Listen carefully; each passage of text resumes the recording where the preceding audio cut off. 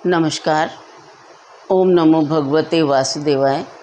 अभी तक हम लोगों ने श्रीमद् भागवत महापुराण के 2 अध्याय का अध्ययन कर चुके हैं, जिसमें पहला अध्याय था देवर्षि नारद की भक्ति से भेंट और दूसरा अध्याय था भक्ति का दुख दूर करने के लिए नारद जी का उद्योग।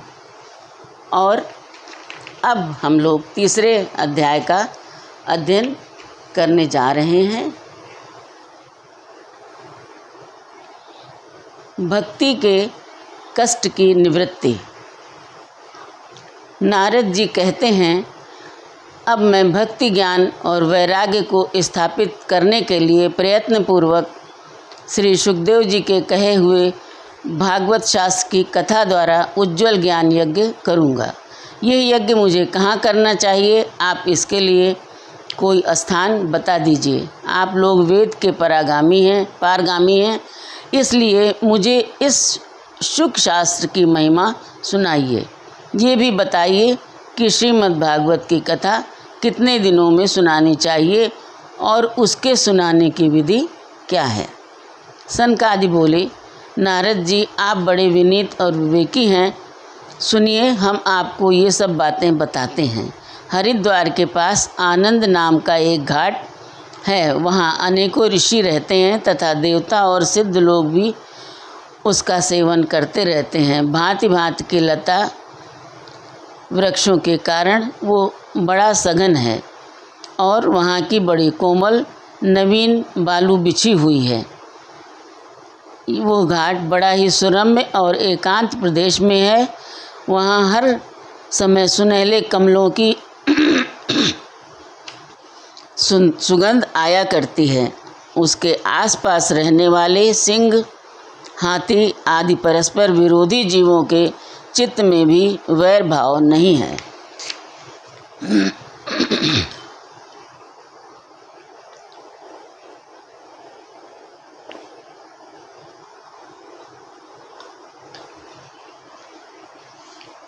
वहाँ आप बिना किसी विशेष प्रयत्न के ही ज्ञान यज्ञ आरंभ कर दीजिए। उस स्थान पर कथा में अपूर्व रस का उदय होगा।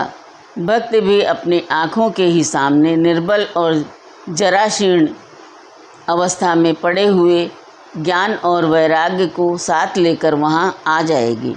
क्योंकि जहाँ भी श्रीमद् भागवत की कथा होती है, वहाँ ये भक्ति आदि अपने आप पहुँच जाते हैं। वहाँ कानों में कथा के शब्द पढ़ने से ये तीनों तरुण हो जाएंगे। सूत जी कहते हैं, इस प्रकार कहकर नारद जी के साथ सनकादि भी श्रीमद् भागवत कथा अमृत का पान करने के लिए वहाँ से तुरंत गंगा तट पर चले आए। जिस समय वे तट पर पहुँचे, भूलोक, देवलोक और ब्रह्मलोक सभी जगह इस कथा का हल्ला हो गया।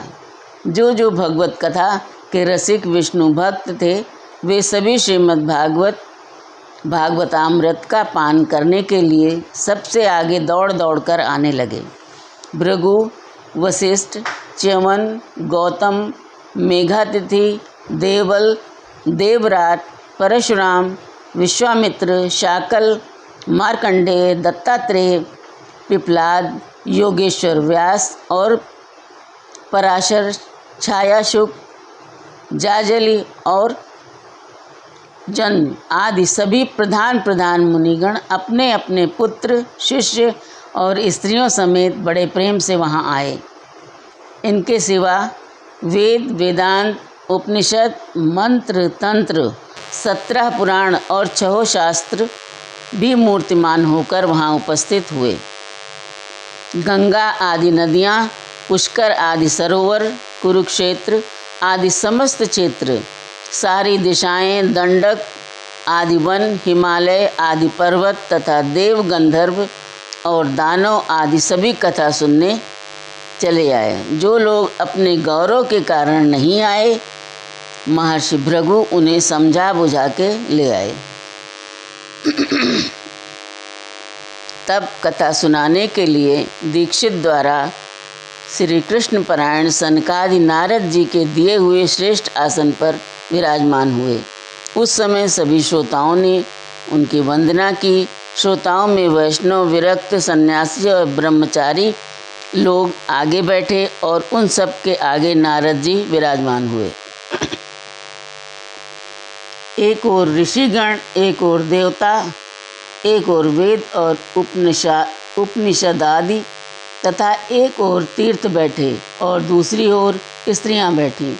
उस समय सब ओर जय जयकार, नमस्कार और शंखों का शब्द होने लगा और अबीर, गुलाल, खील एवं फूलों की खूब वर्षा होने लगी।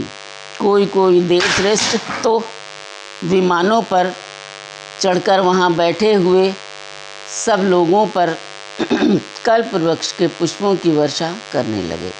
सूत जी कहते हैं, इस प्रकार पूजा समाप्त होने पर जब सब लोग एकाग्रचित्त हो गए, तब सनकादि ऋषि महात्मा नारद को श्रीमद् भागवत का महात्म्य स्पष्ट करके सुनाने लगे।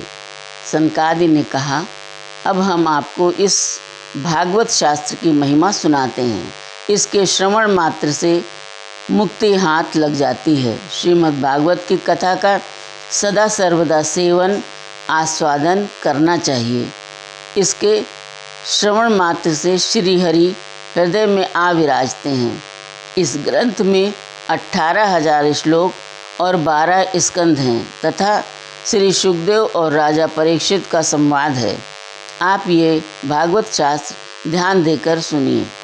यह जीव तभी तक अज्ञानवश संसार चक्र में भटकता है जब तक क्षण भर के लिए भी कानों में इस सुख शास्त्र की कथा नहीं पड़ती। बहुत से शास्त्र और पुराण सुनने से क्या लाभ है? इससे तो व्यर्थ का भ्रम बढ़ता है। मुक्ति देने के लिए तो एकमात्र भागवत शास्त्र ही गरज रहा है।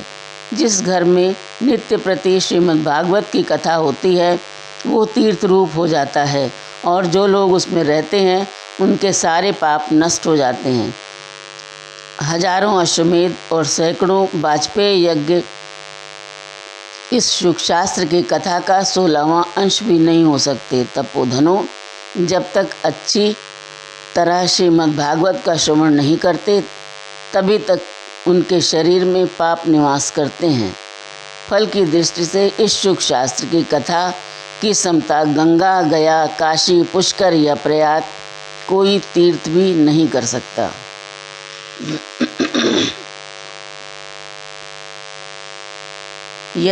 यदि आपको परम गति की इच्छा है तो अपने मुख से ही श्रीमद् भागवत के आधे अथवा चौथाई श्लोक का भी नित्य नियम पूर्वक पाठ कीजिए। ओंकार, गायत्री, पुरुष सूक्त, तीनों वेद, श्रीमद् भागवत, ओम नमो भगवते वासुदेवाय, यह द्वादशाक्षर मंत्र 12 मूर्तियों वाले सूर्य भगवान, प्रयाग, संवत्सर रूप, काल, ब्राह्मण, अग्निहोत्र, गौ, द्वादशी तिथि, तुलसी, वसंत ऋतु और भगवान पुरुषोत्तम, इन सब में बुद्धिमान लोग वस्तुतः कोई अंतर नहीं मानते।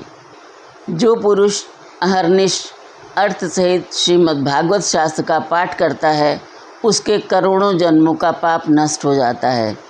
इसमें तनिक भी संदेह नहीं है।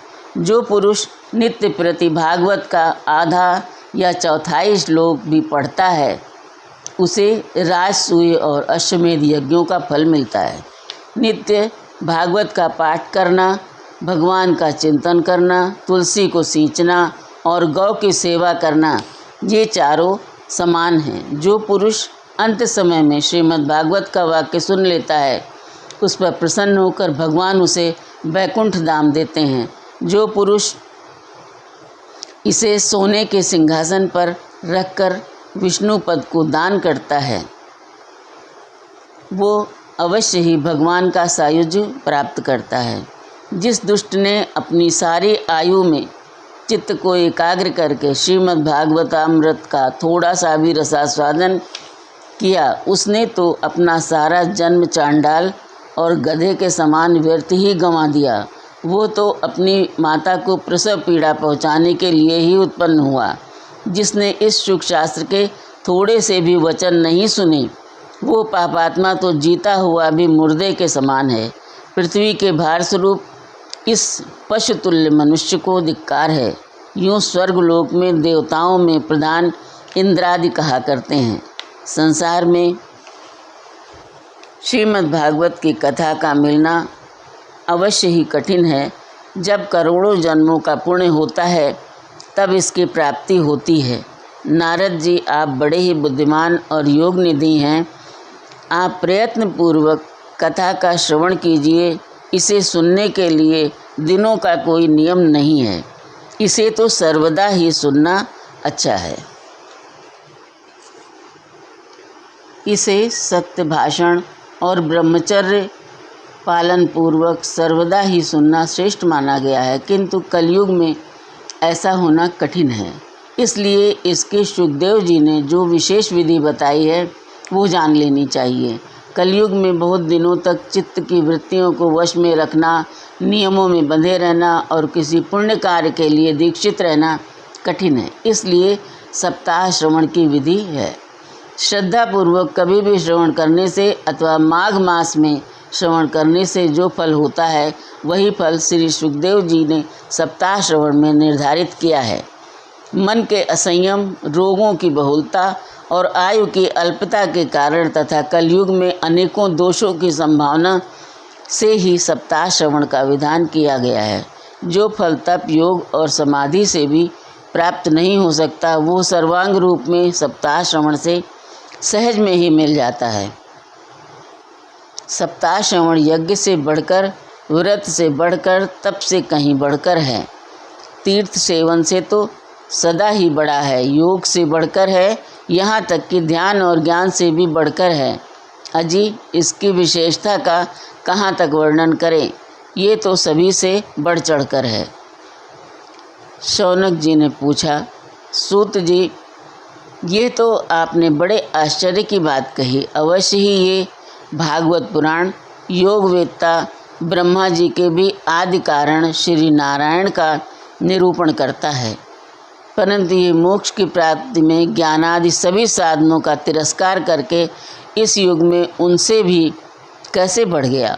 सूत जी ने कहा, शौनक जी, जब भगवान श्री कृष्ण इस धराधाम को छोड़कर अपने नित्य धाम को जाने लगे तब उनके मुखारविंद से 11 स्कंद का ज्ञानोपदेश सुनकर भी उद्धव जी ने पूछा। उद्धव जी बोले, गोविंद, अब आप तो अपने भक्तों का कार्य करके परम धाम को पधारना चाहते हैं, परंतु मेरे मन में एक बड़ी चिंता है। इसे सुनकर आप मुझे शांत कीजिए।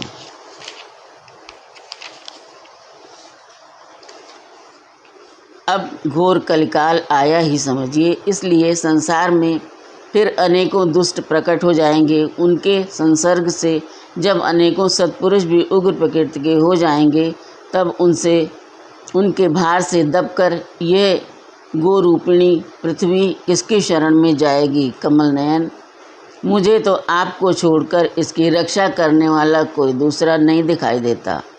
इसलिए भक्तवत्सल, आप साधुओं पर कृपा करके यहाँ से मत जाइए।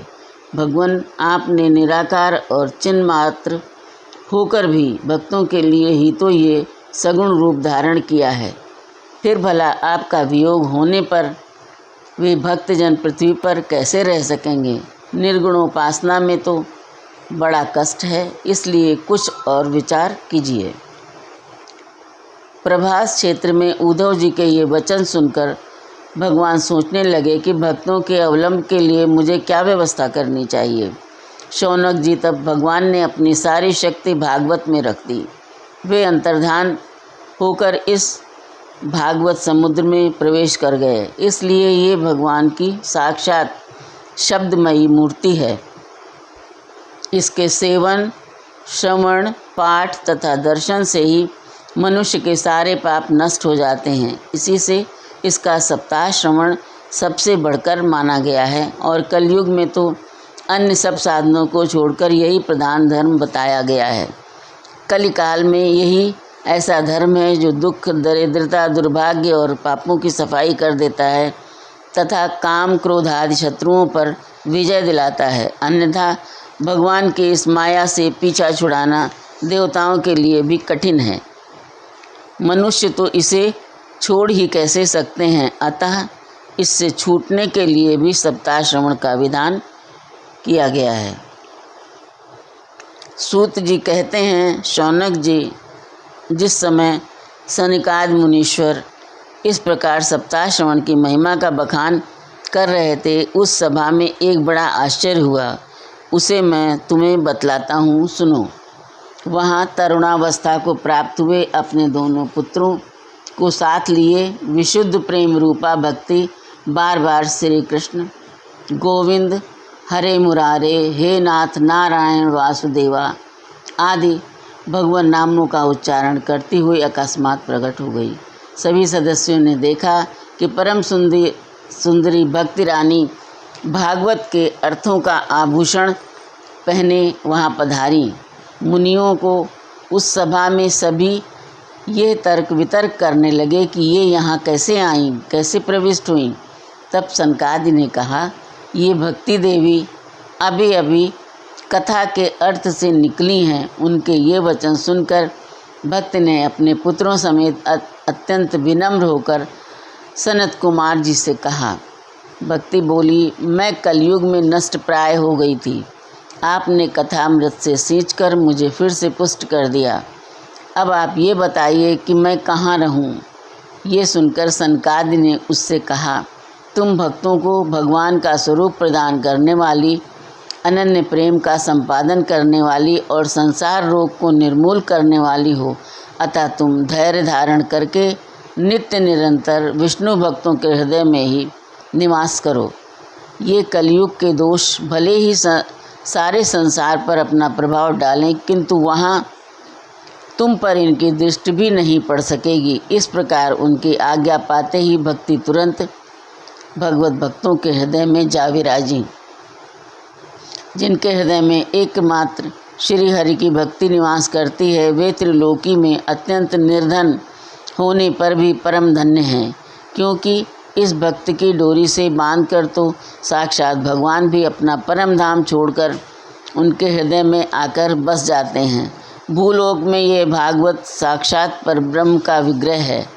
हम इसकी महिमा कहाँ तक वर्णन करें। इसका आश्रय लेकर इसे सुनाने से तो सुनने और सुनाने वाले दोनों का ही भगवान श्री कृष्ण की समता प्राप्त हो जाती है। अतः इसे छोड़कर अन्य धर्मों से क्या प्रयोजन है। इति श्रीमद् भगवत पुराण का 3 अध्याय समाप्त।